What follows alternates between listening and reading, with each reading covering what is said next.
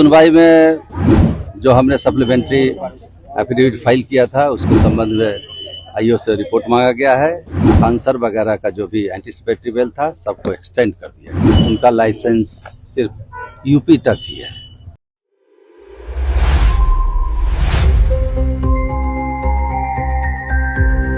Khan sir उर्फ फैजल खान से जुड़े विवादित मामले में मंगलवार को अदालत में सुनवाई हुई, लेकिन उन्हें फिलहाल अग्रिम जमानत नहीं मिल सकी। हालांकि अदालत ने उनकी गिरफ्तारी पर लगी अंतरिम रोक को बरकरार रखते हुए मामले की अगली सुनवाई 3 जुलाई को तय की है। अब इस मामले में खान सर की अग्रिम जमानत याचिका पर सुनवाई 3 जुलाई को होगी। सुनवाई के दौरान सरकारी पक्ष की ओर से खान सर के 2 बॉडीगार्ड्स के हथियार लाइसेंस से जुड़े दस्तावेज और तथ्य को अदालत के समक्ष रखा गया। सरकारी वकील ने दावा किया कि दोनों बॉडीगार्ड द्वारा इस्तेमाल किए गए हथियारों के लाइसेंस को लेकर गंभीर अनियमितताएं सामने आई हैं। इसी आधार पर अदालत से फिलहाल अग्रिम जमानत नहीं देने का अनुरोध किया गया।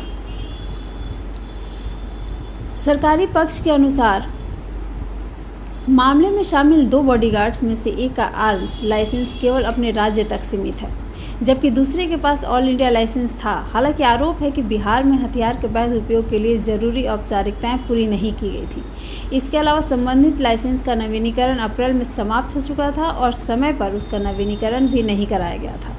सरकारी वकील ने इसे अवैध उपयोग का मामला बताते हुए अदालत के समक्ष प्रस्तुत किया। दोनों पक्षों की दलील सुनने के बाद अदालत ने अग्रिम जमानत पर तत्काल फैसला नहीं सुनाया।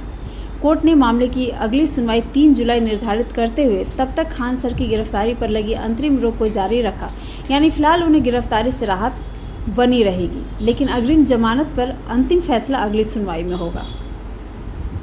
इस पूरे विवाद में खान सर के दोनों बॉडीगार्ड्स पहले से ही कानूनी कार्रवाई का सामना कर रहे हैं। उन पर फायरिंग और हथियारों के कथित अवैध उपयोग को लेकर मामला दर्ज है। अब आर्म्स लाइसेंस से जुड़े नए तथ्यों के सामने आने के बाद इस केस की सुनवाई और अहम हो गई है। सभी की नज़र अब 3 जुलाई को होने वाली अगली सुनवाई पर टिकी है, जब अदालत अग्रिम जमानत याचिका पर आगे का निर्णय ले सकती है। सुनवाई में जो हमने सप्लीमेंट्री एफिडेविट फाइल किया था उसके संबंध में आईओ से रिपोर्ट मांगा गया है।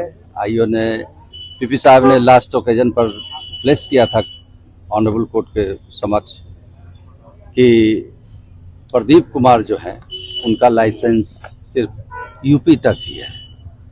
इससे संबंध में हमने एक डॉक्यूमेंट्स दाखिल किया जो उनका ट्रैवलिंग लाइसेंस इशू था by the authority district magistrate UP, Haryana, Delhi और बिहार के लिए, और उसके वेरिफिकेशन के लिए रिपोर्ट कॉल किया गया है by the from the investigating officer. आने के बाद 3 तारीख को उसकी सुनवाई होगी और खान सर वगैरह का जो भी एंटीसिपेटरी बेल था सबको एक्सटेंड कर दिया गया है। गिरफ्तारी पर भी रोक एक्सटेंड हो गया है।